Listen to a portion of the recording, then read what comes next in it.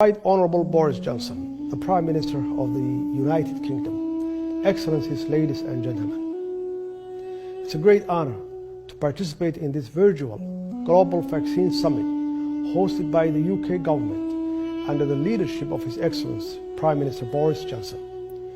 Gavi is an inspirational partnership between a coalition of governments, international agencies and public-private actors to vaccinate against disease and death. Somalia is proud to be part of this vaccine alliance for healthier, safer and equitable societies and sustainable development for the most vulnerable on our planet.